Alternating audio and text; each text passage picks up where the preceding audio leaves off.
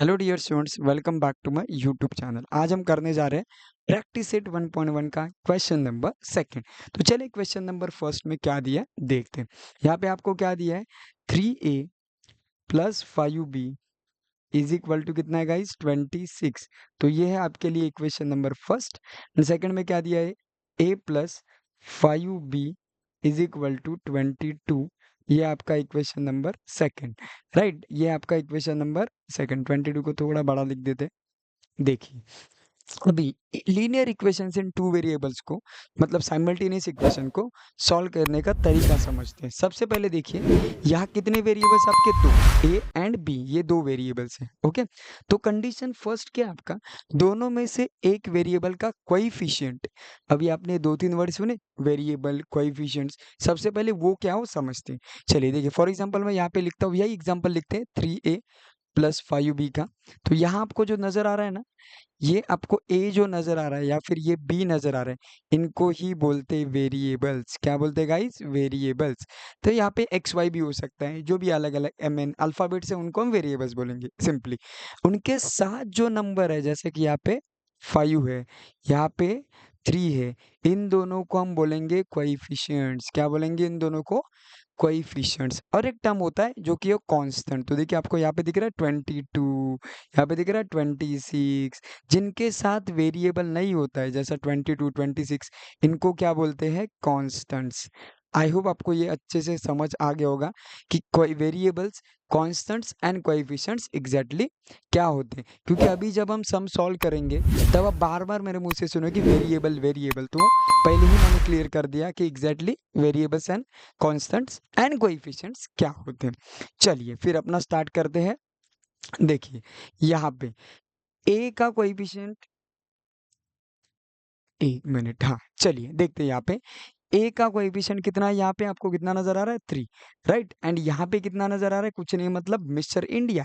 Mister India यानी कि 1। ऐसा मैंने क्यों बोला, होता है लेकिन दिखाई नहीं देता। ठीक है, चलिए तो यहाँ पे ए का जो कोएफिशिएंट वो कितना है, यहाँ पे 3।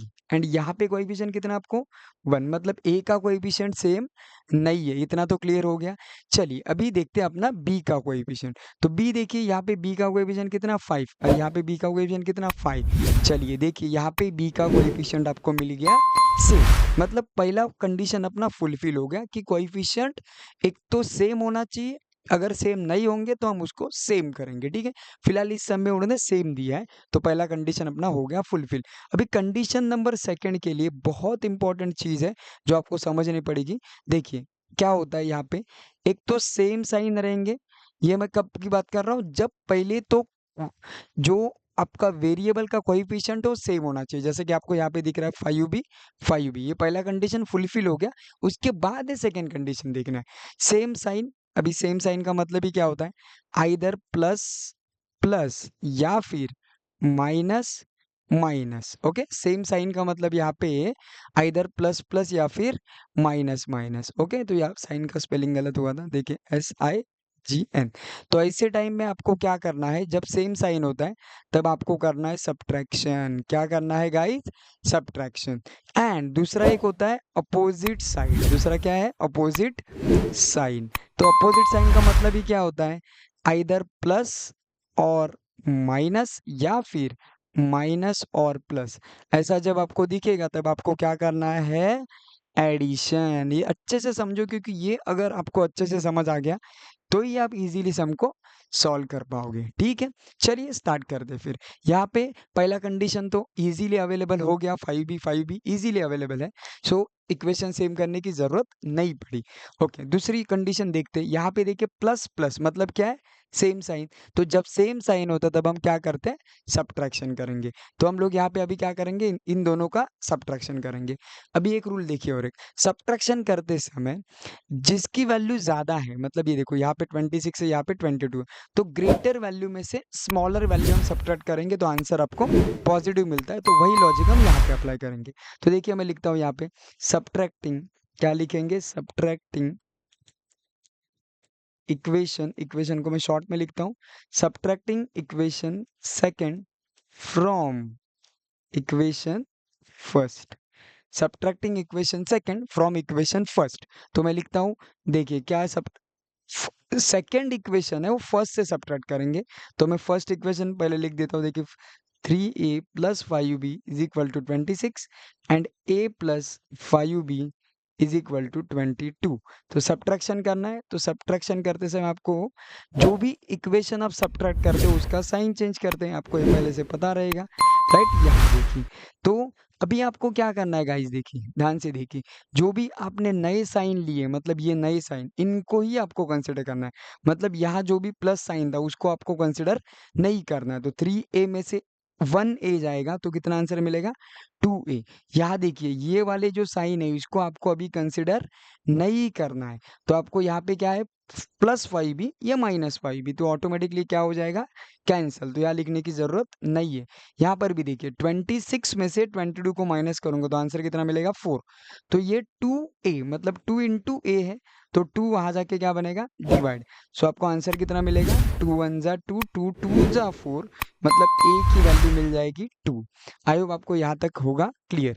b की वैल्यू फाइंड आउट करने के लिए हम a की वैल्यू सब्स्टिट्यूट करेंगे, चाहे आप इक्वेशन 1 में सब्स्टिट्यूट कर सकते हो या फिर इक्वेशन सेकंड में भी सब्स्टिट्यूट कर सकते हो। लेकिन मैं आपको सजेस्ट ये करूंगा कि जिस भी इक्वेशन की वैल्यू स्मॉलर है, जैसे कि यहाँ पे देखिए कितना है 22 और यहाँ देखिए 26, तो मैं कहाँ जाऊंगा, 22 में जाके सब्स्टिट्यूट करता हूँ। तो मैं यहाँ पे लिखता हूँ सब्स्टिट्यूटिंग, क्या लिखेंगे, substituting a is equal to 2 in equation, कहाँ जाएंगे, सेकंड में, इन इक्वेशन सेकंड। तो आपको रिजल्ट क्या मिलेगा, देखिए a के जगह हम कितना सब्स्टिट्यूट करेंगे, 2।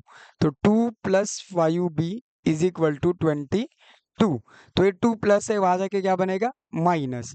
तो 22 में से अगर मैं 2 माइनस कर दूं तो रिजल्ट कितना मिलेगा, 20। सो आपको यहाँ पे 5b इज इक्वल टू 20 मिल गया। सो 5 एंड b इनमें क्या है, मल्टीप्लाइड है, राइट। तो 5 जो है वो वहां जाके क्या बनेगा, डिवाइड। सो 5 से अगर मैं 20 को डिवाइड करता हूँ तो 5 4 जा 20, कितने, 5 4 जा 20, तो आपको b की वैल्यू कितनी मिलेगी, 4। देयरफॉर सॉल्यूशन इज, कैसे लिखता हूँ देखिए, सॉल्यूशन इज, कौन से वेरिएबल यूज किए यहाँ पे, a एंड b। तो a comma b is equal to, चलिए a की वैल्यू कितनी है 2, तो 2 सब्स्टिट्यूट करता हूँ, b की वैल्यू कितनी है 4, 4 लिख देता हूँ। तो देखिए ये मिल गया आपको फाइनल आंसर। चलिए गाइस सेकंड क्वेश्चन देखते हैं। फर्स्ट ऑफ ऑल इक्वेशन देख लेते हैं। तो इक्वेशन क्या दिया है, x plus 7y is equal to 10, ये आपका equation number first, and 3x minus 2y is equal to 7, ये है आपका इक्वेशन नंबर सेकेंड। चलिए तो रूल नंबर 1 क्या था अपना, सबसे पहले दोनों में से एक वेरिएबल का कोएफिशिएंट सेम होना चाहिए, अगर नहीं है तो हम उसको सेम कर लेंगे। तो देखिए यहाँ पे सबसे पहले हम y की तरफ देखेंगे, y का कोएफिशिएंट कितना है 7, यहाँ पे कितना है 2, मतलब y का कोएफिशिएंट सेम नहीं है, इतना क्लियर हो गया। चलिए अभी x का देखते हैं, यहाँ पे x का कोएफिशिएंट कुछ नहीं, मतलब कितना होता है 1, और यहाँ कितना है आपका 3। तो दोनों में से एक भी वेरिएबल का कोएफिशिएंट सेम नहीं है।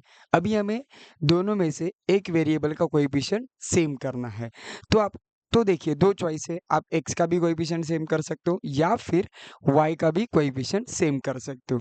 तो ऐसे ऐसे केसेस के लिए मैंने एक रूल बनाया है। मेरा रूल क्या है, जिस दोनों में से एक वेरिएबल का कोएफिशिएंट अगर 1 है, दोनों में से किसी एक वेरिएबल का कोएफिशिएंट चारों प्लेसेस में से कहीं पर आपको, चार प्लेसेस मतलब 1 2 3 4, चारों प्लेसेस में कहीं 1 दिख जाता है, तो ऐसे वेरिएबल का कोएफिशिएंट हम सेम करेंगे, राइट। ऐसा क्यों, क्योंकि 2 टाइम्स मल्टीप्लिकेशन करने का आपका टाइम है ना बच जाता है। जैसे कि देखो 2 एंड जैसे कि y का कोएफिशिएंट अगर आपको सेम करना है तो यहाँ कितना है 7 एंड यहाँ कितना है 2, तो इनका अगर मैं कोएफिशिएंट सेम करने जाऊंगा तो दोनों इक्वेशन को मुझे क्या करना पड़ेगा, मल्टीप्लाई करना पड़ेगा।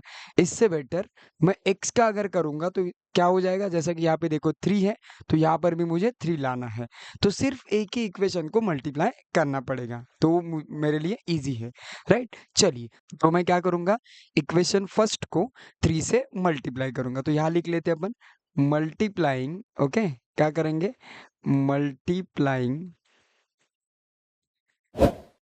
Multiplying both sides, multiplying both sides of equation 1 by, कितने से करेंगे, बाय 3। क्योंकि x का कोएफिशिएंट हमें सेम करना है तो 3 से मल्टीप्लाई करना पड़ेगा। और बोथ साइड्स दोनों तरफ तो कितना आएगा देखिए, 3 से मल्टीप्लाई करूंगा तो यहाँ पे आएगा 3x, 3 से मल्टीप्लाई करूंगा तो यहाँ पे आएगा 21y एंड 3 से यहाँ पे मल्टीप्लाई करेंगे तो कितना आएगा 30। ये बनेगा आपका इक्वेशन नंबर थर्ड, राइट। ये क्या बन गया आपका इक्वेशन नंबर थर्ड। अभी देखिए equation number second and equation number third में क्या x का कोएफिशिएंट सेम बन गया? यस। तो अभी इक्वेशन नंबर फर्स्ट को इग्नोर करना है, उसको आपको ध्यान नहीं देना है, equation number second and third की तरफ देखना है। तो रूल देखिए, पहला कंडीशन अपना फुलफिल हो गया। अभी सेकंड रूल क्या था, क्या बोला था मैंने, जिसका भी कोएफिशिएंट सेम हो उसका हम साइन चेक करेंगे। यहाँ कौन सा साइन है? प्लस, यहाँ कौन सा साइन है? प्लस। इसका मतलब दोनों का साइन कौन सा है? सेम साइन है। दोनों का कौन सा साइन है? सेम साइन है। तो ऐसे केसेस में हम क्या करते हैं, जब साइन सेम होता है तब हम करते हैं सब्ट्रैक्शन। पहले क्वेश्चन के टाइम मैंने आपको समझा दिया था, लिख के भी बताया था, राइट। क्या करेंगे हम? सब्ट्रैक्शन। तो अगेन वही, कौन से इक्वेशन से कौन सा इक्वेशन सब्ट्रैक्ट करेंगे, तो मैंने क्या बताया था आपको याद है ना, जिसकी भी वैल्यू ग्रेटर, यहाँ कितना है 30 और यहाँ कितना है 7, तो ग्रेटर वैल्यू में से स्मॉलर वैल्यू वाला इक्वेशन सब्ट्रैक्ट करेंगे तो उसका बेनिफिट क्या होता है? आंसर आपको पॉजिटिव में मिल जाता है, राइट। तो एक स्टेप आपकी बच जाती है। तो मैं यहाँ पे क्या लिखता हूँ देखो, सब्ट्रैक्टिंग कौन सा इक्वेशन? सेकेंड इक्वेशन थर्ड से, subtracting equation second from equation कहाँ से? Third, right. तो मैंने यहाँ पे लिख दिया। तो थर्ड इक्वेशन में यहाँ लिख लेता हूँ अभी, 3x plus 21y is equal to कितना आ जाएगा? 30। एंड सेकेंड इक्वेशन क्या है देखिए आपका, 3x minus 2y is equal to 7। अभी आपको क्या करना है, यहाँ पे सब्ट्रैक्ट करना है। तो सब्ट्रैक्ट करते समय आपको क्या ध्यान रखना है, साइन को करना है चेंज। कौन से इक्वेशन का? सेकेंड इक्वेशन के। तो देखिए ये प्लस था तो माइनस बन गया, देखिए ये क्या था आपका, माइनस है वो प्लस बन गया, और ये प्लस है वो क्या बन गया? माइनस। ध्यान से आपको ये स्टेप करना है, भूलना नहीं है। देखिए अभी ये तो वैसे भी कटने वाला था क्योंकि सेम सेम है, राइट। ये भी वैसे भी क्या होने वाला था, कैंसिल करेंगे, क्योंकि दोनों सेम है और दोनों का साइन देखो अपोजिट है। जैसे कि यहाँ प्लस है और यहाँ क्या है? माइनस है, तो अपोजिट साइन आएगा और दोनों टर्म सेम रहते तो कैंसिल होता है। अभी यहाँ पे देखिए ये प्लस है, ये क्या आपका प्लस है, राइट। ये देखिए ये आपका प्लस है एंड न्यू वाला साइन आपको कंसिडर करना है, मतलब ये वाला साइन। आपको ये जो माइनस वाला साइन है उसको अभी कंसिडर नहीं करना। तो यहाँ पर भी प्लस है, यहाँ पर भी प्लस है, तो एडिशन हो जाएगी। आपका आंसर कितना मिलेगा? तो क्या हो जाएगी? एडिशन हो जाएगी और आपका जो आंसर मिलेगा वो 23y मिलेगा, राइट। वो क्या मिलेगा? 23y। और इस तरफ भी वही बात, ये कितना आपका 30 एंड नया साइन लेना है आपको माइनस, तो 30 में से 7 जाएंगे तो कितना आ जाएगा? 23। सो ये 23 मल्टीप्लाइड है, वहां जाके क्या बनेगा? डिवाइड। सो आपको y की वैल्यू कितनी मिल जाएगी? 21 से 21 को अगर मैं डिवाइड करता हूँ तो मुझे मिल जाएगा आंसर 1। आई होप आपको यहाँ तक होगा क्लियर। x की वैल्यू फाइंड आउट करने के लिए y की वैल्यू जो आपको यहाँ पे 1 मिली है ना, वो आप चाहे इक्वेशन नंबर फर्स्ट में सब्स्टिट्यूट कर सकते हो, सेकंड में कर सकते हो, आप थर्ड में, तीनों में से कहीं पर भी सब्स्टिट्यूट कर सकते हो। लेकिन जनरली मैंने क्या किया था, जिसको भी आप मल्टीप्लाई करते हो, जैसे कि आपने यहाँ पे इक्वेशन फर्स्ट को मल्टीप्लाई किया तो वहां जाके मैं सब्स्टिट्यूट करता हूँ। ऐसा क्यों करता हूँ? क्योंकि वो सबसे स्मॉलेस्ट इक्वेशन होता है। तो यहाँ पे मैं लिखता हूँ पुट लिख सकते हो या फिर आप सब्स्टिट्यूटिंग भी लिख सकते हो। चलो मैं आपके बुक के हिसाब से सब्स्टिट्यूटिंग लिख देता हूँ, right. Substituting y is equal to 1 in equation first. Equation को मैंने शॉर्ट में लिखा, आपको पूरा स्पेलिंग लिखना, ठीक है। तो फर्स्ट देखिए आपका यहाँ y सब्स्टिट्यूट करेंगे तो आपको x प्लस 7 ब्रैकेट में लिखो y की वैल्यू इज इक्वल टू 10, फिर यहाँ पे आपको x प्लस 7 1 जा 7 एंड ये 7 प्लस है, अपोजिट साइड जाके क्या बनेंगे? माइनस। सो आपको क्या मिलेगा? x is equal to 3। आपको फाइनल रिजल्ट क्या मिला? x is equal to 3। तो देखिए आपको x की भी वैल्यू मिल गई। तो फाइनल में कैसे लिखेंगे? Therefore solution is, solution set भी बोल सकते हो आप, तो सॉल्यूशन सेट भी लिख रहा हूँ। आंसर देखिए कितना मिला, x की वैल्यू 3 एंड y की वैल्यू 1। आई होप आपको ये दोनों क्वेश्चन अच्छे से समझ आ गए होंगे। ओके, अगर ये वीडियो पसंद आ गया हो तो वीडियो को लाइक करो, चैनल को सब्सक्राइब करो एंड अपने दोस्तों के साथ शेयर करना मत भूलो। ऐसे ही इम्पोर्टेंट अपडेट्स के लिए आप हमारे साथ जुड़ सकते हो, इसीलिए आप हमारे बेल आइकन को भी प्रेस करना मत भूलो।